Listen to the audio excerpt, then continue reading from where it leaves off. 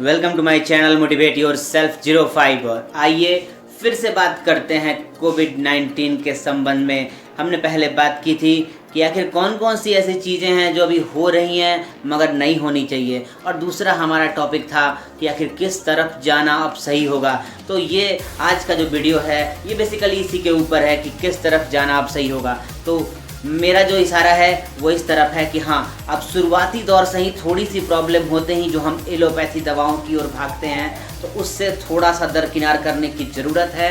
और अभी क्या आवश्यकता है कि जब आपकी प्रॉब्लम थोड़ी थोड़ी आपको महसूस होती है तो आप होम रेमेडीज़ की तरफ जाएं, आप थोड़ी बहुत होम्योपैथी मेडिसिन की तरफ जाएं, थोड़ी आयुर्वेदा की तरफ जाएं। इससे क्या होगा कि शुरुआती दौर में ही आपकी जो परेशानी है, जो आपकी दिक्कतें हैं, वही समाप्त हो जाएंगी।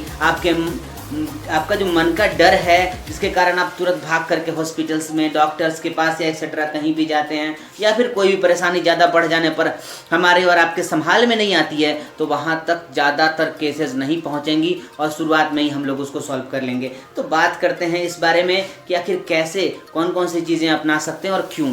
तो पहला सवाल बनता है, आते हैं हम लोग अपनी होम रेमेडीज़ की तरफ। तो मैंने बहुत सारी होम रेमेडीज़ देखी, सुनी, पढ़ी और समझी, लेकिन उनमें से कुछ को एक को उपयोग भी किया, क्योंकि आए दिनों कुछ दिनों पहले मुझे भी थोड़ी सी गले की खराश और सर्दी वगैरह हो गई थी, तो मैंने उसे अपनाया और मैंने पाया है कि वो चीज़ वाकई फ़ायदेमंद है। और ऐसे भी देखें तो हम लोग जानते हैं कि हमारे जहाँ ऐसे बहुत सारे प्लांट्स हैं, बहुत सारी ऐसी क्या कहते हैं स्पाइसेस हैं जो कि मेडिसिनल वैल्यू रखती हैं, तो उनका यूज़ करना सही होगा। तो मैंने बेसिकली एक नुस्खा अपनाया। आप लोग इन नुस्खों को मेरे डिस्क्रिप्शन में देख सकते हैं, और होम्योपैथी की जो भी मेडिसिन मैं आपको यहाँ पे बताने जा रहा हूँ वो सारी लिंक आपको डिस्क्रिप्शन में मिल जाएंगे, तो वहाँ पे जा करके आप डायरेक्ट क्लिक करके उसे परचेज भी कर सकते हैं। तो आइए बात करते हैं नुस्खों के ऊपर। तो पहला क्या, मैंने जो एक कामयाब नुस्खा अपनाया उसके संबंध में आपको बताता हूँ। वो जो हेड वाली लौंग होती है, मैंने कुछ वो ले ली, काली मिर्च ले ली, हल्दी पाउडर थोड़ा सा ले लिया, और अदरक का जूस डालकर और शहद डालकर उस रात में सोते समय, यानी कि उसके बाद कुछ न खाया न पिया, तो रात को सोते समय उसको यूज किया, और सुबह होने तक 1 से 2 दिन करने पर बहुत ज़्यादा बेनिफिट मिला। क्योंकि हमारे दिमाग में होता है कि भाई ये सब चीज़ें बहुत धीरे काम करेंगी या नहीं करेंगी, तो ऐसा कुछ भी नहीं है। ये चीज़ें अच्छे से काम कर रही हैं और बहुत अच्छा रिजल्ट दे रही हैं, तो आप इसको करके ज़रूर देखें। और हाँ, इतना देर मत करें शुरुआत में। ये नहीं कि भाई चलो कुछ प्रॉब्लम और बढ़ेगी तो करेंगे, नहीं। आपको जैसे सिवरिंग सी महसूस हो रही है, हल्की हल्की सी, मौसम भी तो वैसा है, तो उस केस में आप क्या करें, तुरंत होम्योपैथी की मेडिसिन लेना शुरू करें, आयुर्वेद का काढ़ा पिएँ या इस तरह की रेमेडीज़ को अपनाएं, तो आपको फ़ायदा मिलने वाला है। होम्योपैथी में भी कई सारे ऐसी मेडिसिन हैं, जैसे कि आपको अगर नॉर्मल थोड़ी बहुत सर्दी खांसी सी महसूस होती है तो आप ब्रोनिया 30 लेकर के खा सकते हैं। उसके साथ थोड़ी और प्रॉब्लम लगती है तो दूसरी एक मेडिसिन है एकोनाइट, आप ले सकते हैं। एकोनाइट बेसिकली बुखार के लिए भी ली जाती है।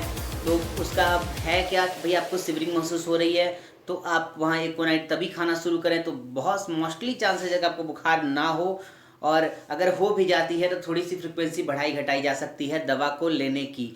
अब दूसरी मेडिसिन है काली मुरीटिकम, यानी आपको अगर खांसी हो रही है तो आप खांसी के शुरुआती दौर में ही अगर काली मुरीटिकम दवा गर्म पानी के साथ 4-5 टैबलेट अगर लेने लगते हैं 3 टाइम दिन में, तो आपकी खांसी को वो बहुत जल्दी ठीक कर देता है। तीसरा, उसके बाद आपको अगर लंग्स में प्रॉब्लम महसूस होती है तो आप लोग एंटिम टार्ट नाम की एक दवा है जिसको ले सकते हैं, या तो 3x में मोस्टली मिल जाए तो बहुत फार बेटर है, नहीं तो आप लोग 30 में लेकर के भी खा सकते हैं। और दिन में 30 अगर आप ले रहे हैं तो 2 से 3 बार उसको खाएं। आपके लंग्स के इन्फेक्शन के लिए वो काफ़ी बेनिफिटेबल होता है। घरघराहट की आवाज़ होना, कफ होना, कंजेशन होना, इन सब चीज़ों में काफ़ी फ़ायदा करता है वो।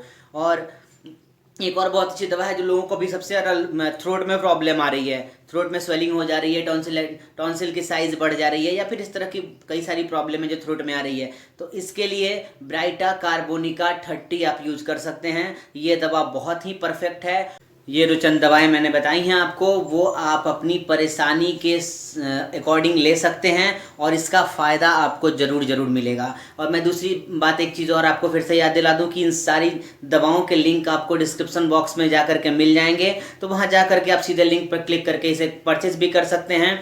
और दूसरी बात मैं आपको बता देना चाहता हूँ कि इस चैनल के माध्यम से मैं और बहुत सारी ऐसी वीडियोज़ बनाना चाहता हूँ, जैसे कि आज के दौर में लोग नॉर्मली कहते हैं कि भाई मेडिकल लाइन में जाने के बाद से बहुत ज़्यादा परेशानियां झेलनी पड़ती हैं, कई दिक्कतें होती हैं और पॉकेट कट जाती है। तो उससे रिलेटेड वीडियोस भी मैं बनाने जा रहा हूं कि आखिर किस तरह की परेशानियां हैं और किस चीज़ के ज़्यादा कॉस्ट लिए जा रहे हैं, कहाँ पे आदमी कटता है और कैसे उसका सोल्यूशन और रेमेडी हम लोग निकाल सकते हैं। तो जुड़े रहिए मेरे ग्रुप के साथ, सब्सक्राइब कीजिए और बेल आइकन को क्लिक करके अपने नोटिफिकेशन हमेशा ऑन रखिए।